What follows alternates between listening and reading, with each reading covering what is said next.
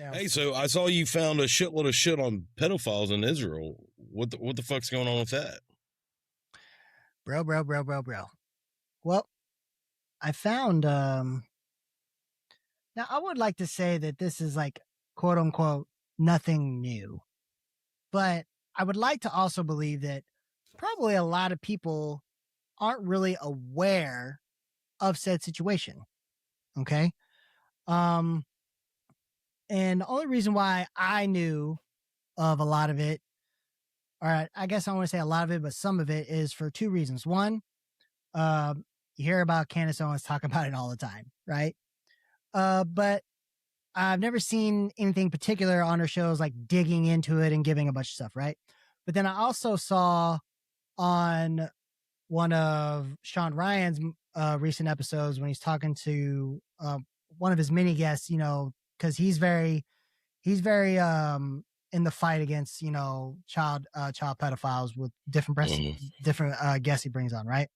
Yeah. And one of the ones he talked about was like there was a guy who was recently caught and whatever, and then we just, you know, shipped, you know, but we just fucking shipped him off back to Israel. And he was talking about the dude that was caught in Vegas, right? Yeah.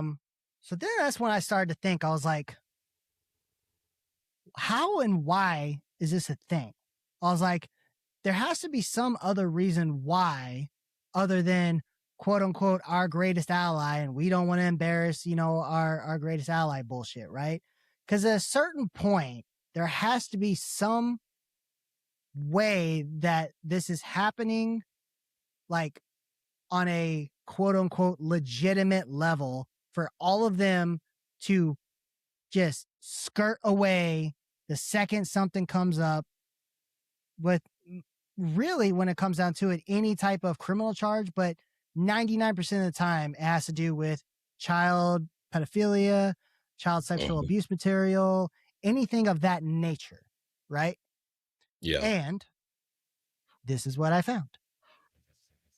I actually found a news clip from CBS of all outlets, and this is clearly before Barry Weiss took over.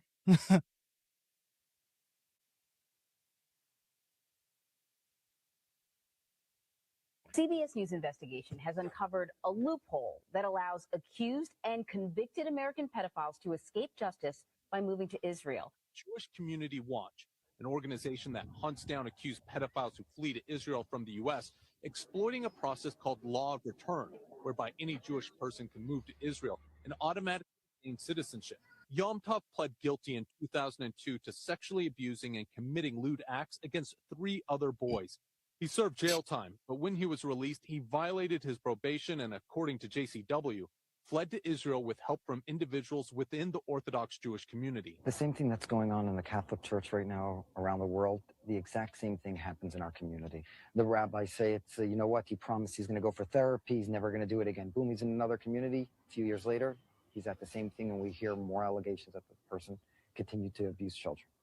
And often, those abusers end up in Israel. Why would someone want to help one of these pedophiles escape? Oftentimes, there's some sort of community incentive. Either somebody owes them a favor, or someone in the community, let's say an institution, has covered up for them in the past, and they know that if this goes to court, there's a lot of civil liability coming down the line. Shauna accuses the Israeli police of not prioritizing accused pedophiles on the run.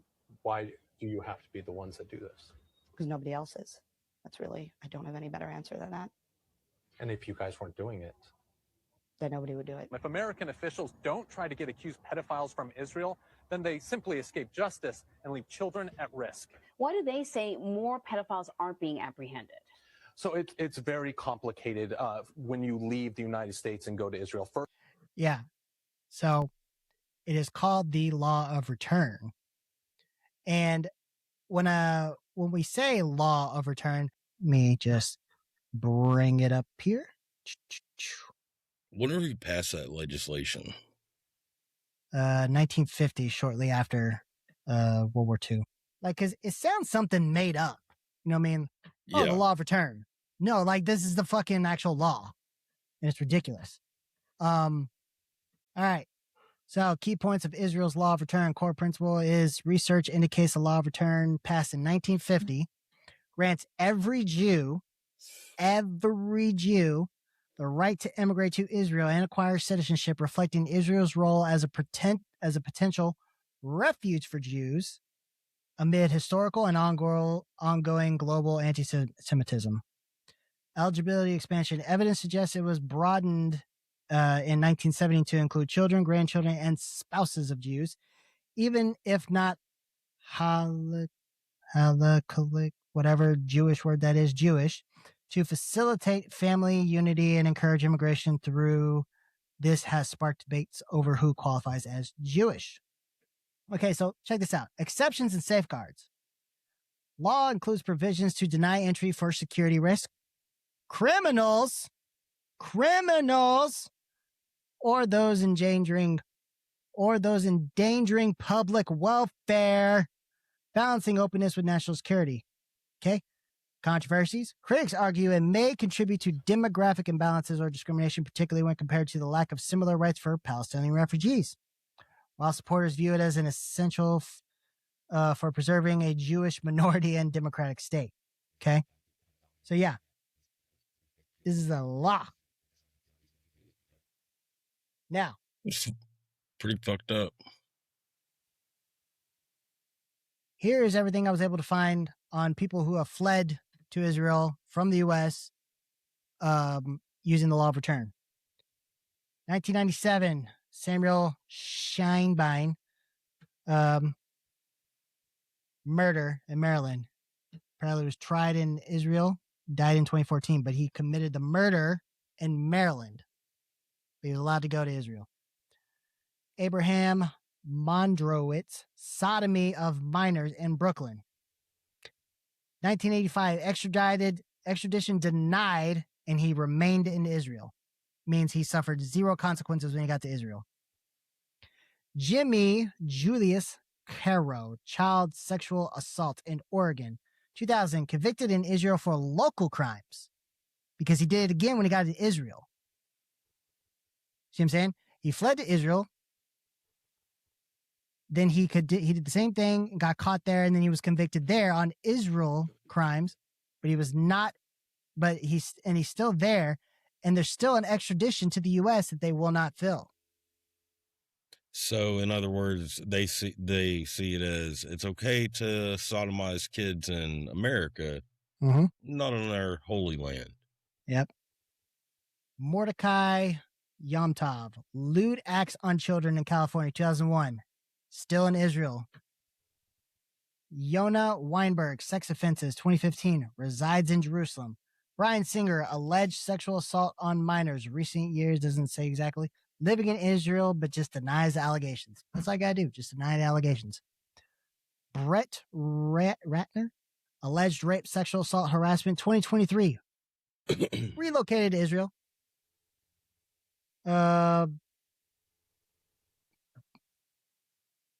Then these are different guys. Barak Ben Yosef and Keith, whatever. Bombing and murder in California in 1985. Apparently, they're hiding in the West Bank settlements. Yeah.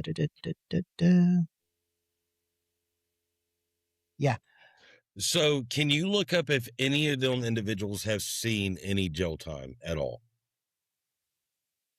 Yeah, hang on. Let me go to one of my previous ones here. Thomas Artyom Alexandrovich. Background, he is executive director of Cyber Defense Division at Israel's National Cyber Directorate. This happened just last year, August 6, 2025 in Henderson, Nevada during an undercover sting. Circumstances, attended Black Hat Conference, chatted via WhatsApp and Pure App with a decoy posing as a 15-year-old child, drove to meet for sex, arrested with condom. Charges, luring a child with technology for sexual conduct, felony up to 10 years, posted a $10,000 bail, did not surrender the passport or restrictions, and then just returned to Israel. Yep. Placed on administrative leave, no public comment on extradition. Okay. Avram Moore, whatever. Self-proclaimed rabbi and child psychologist in Brooklyn Orthodox Jewish community, indicted in 1984 in New York for molesting dozens of boys, some as young as 9, in the 70s and 80s, allegedly sodomized and abused boys under guise of therapy sessions, fled after indictment tip-off. So he was tipped off that he was going to be indicted and fled before the indictment came down. Charges on multiple counts of sodomy, sexual abuse, and endangering welfare of children. Fled to Israel before formal arresting using the law of return. Okay? Lived openly in Jerusalem. He was briefly arrested in 2007, but freed. No further actions. Ridiculous. Mm-hmm. So he got his tip off twice. Yep. Then, with the court proceedings for him, the U.S. indictment still stands. The Israeli Supreme Court rejected extradition in 2010.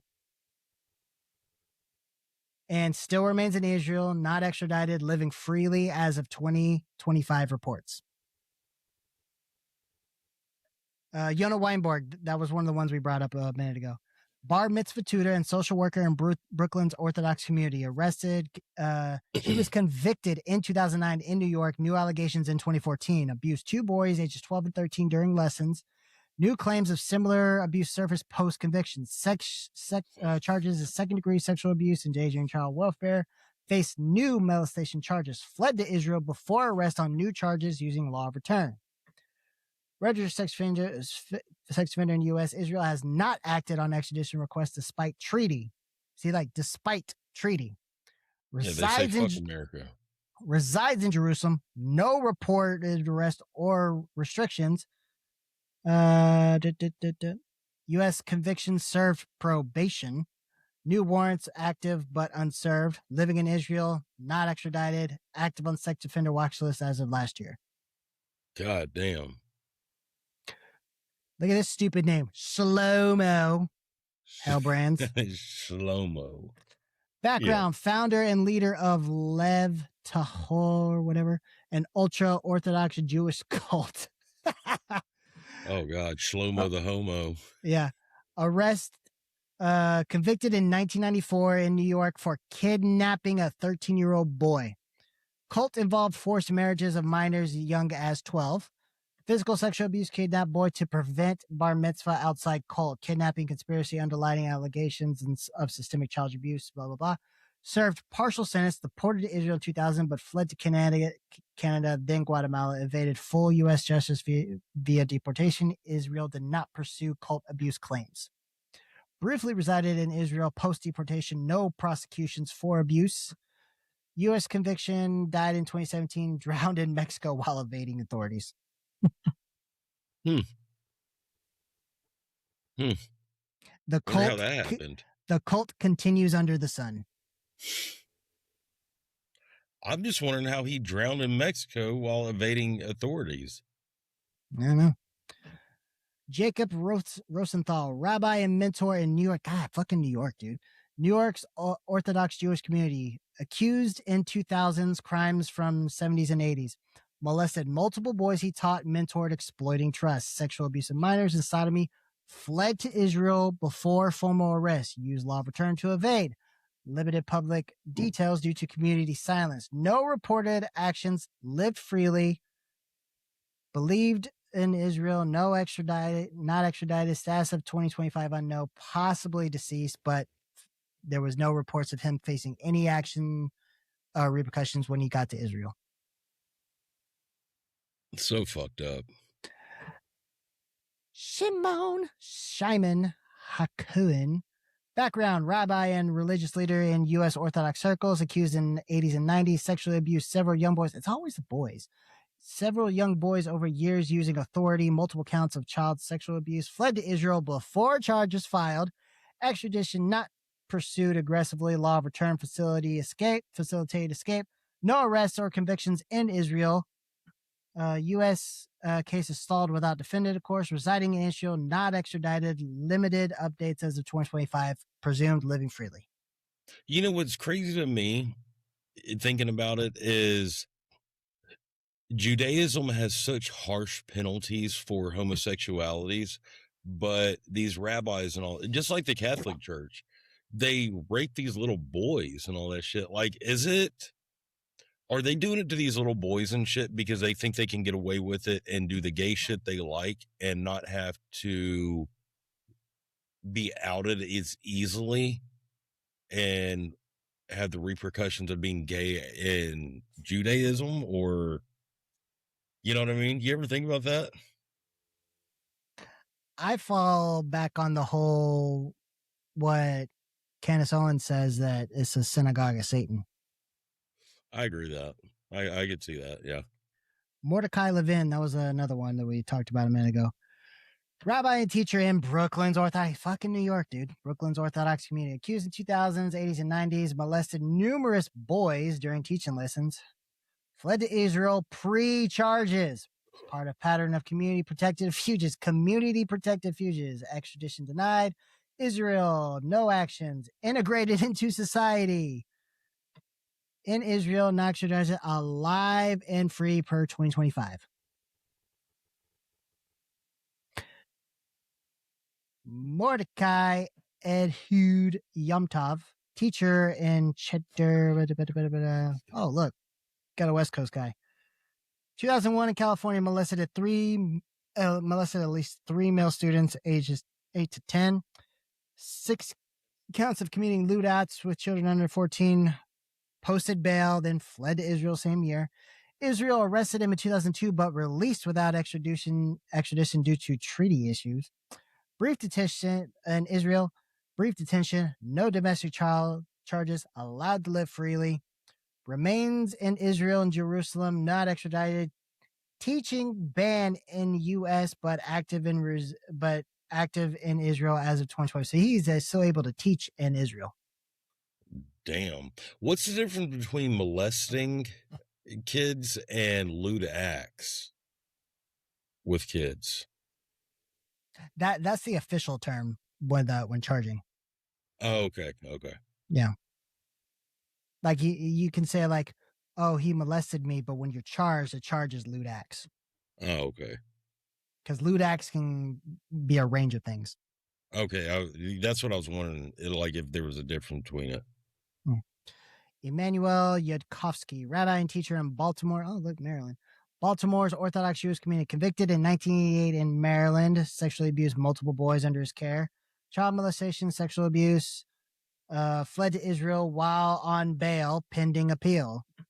Exploited law return, case exposed gaps in extradition pre-2007 treaty amendments. Israel response, no prosecution, integrated into society. He was convicted in absentia means he convicted without him being there.